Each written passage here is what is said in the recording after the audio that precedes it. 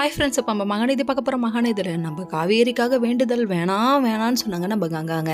ஆனால் கேட்காம தலையில் தூக்கி ஒரு குடம் தண்ணியை தூக்கி ஊற்றிட்டு எம்டன் மகன் வரானான்னு பாருடா, வாசலில் விழுவணும்டா, சாமி கும்பிடுறா, பட்டையை போடுறாம்பாங்களே, அந்த மாதிரி இவங்களோட ஆக்ஷன் எப்படி இருந்தது தெரியுமா? நான் பார்த்துக்கிறேன், நீ பயப்படாதான்னு சொல்லிட்டு நம்ம விஜய் ஒரு பக்கம் கீழே உருட்டி விட இவங்க உருண்டு போக அதுக்கப்புறம் ஒரு வேலையாக வேண்டுதல் முடிச்சுட்டு வீட்டுக்கு வந்துட்டாங்க.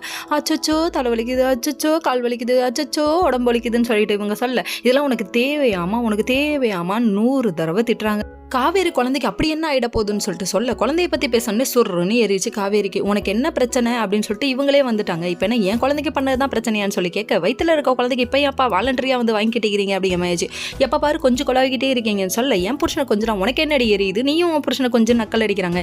இங்கே இந்த குத்து நடந்தாலும் அங்கே ஒரு பக்கம் நிவீன் லேட்டாக வராருங்க. உடனே நிவீனோட அம்மா உட்கார வச்சு கூப்பிட்டு வச்சு பேசிகிட்டு இருக்கும் போது, எப்படியாவது யமுனாவோட சேர்ந்து நீங்கள் வாழ்கிற மாதிரியும் தெரில, பிடிக்காத கல்யாணம் தான், சேர்ந்து வாழ்ந்தாலாவது பரவாயில்ல, ஆனால் அவங்க அம்மாவோட கவலை ஒரு 100ல் 1, பிசாசு கூட வாழ முடியுமான்னு, இது பேய் பூதம் அப்படிங்கிற மாதிரி ஆயிடுச்சு. ஒட்டி கேட்டுட்டு இருக்கு நிவீன் கிட்ட பேசிட்டு இருக்கிறது. அப்பன்னு பார்த்து, நம்ம யமுனாவை நீ டைவர்ஸ் பண்ணிடுப்பா, நல்ல வாழ்க்கையை நீ அமைச்சுக்கப்பான்னு சொல்ல, இப்போ எதுக்குமா அதை பற்றி பேசுறீங்க? இப்போ யோசிக்கிறது நிவீன் ஒன்லி ஃபேமிலியை பற்றி மட்டும்தான், நம்ம யமுனாவை பற்றி இல்லைங்க. பின்ன எந்த நேரமும் குறைஞ்சிக்கிட்டே சந்தேகப்பட்டுக்கிட்டே இருந்தால் லைஃப் எப்படிங்க நல்லாயிருக்கும்?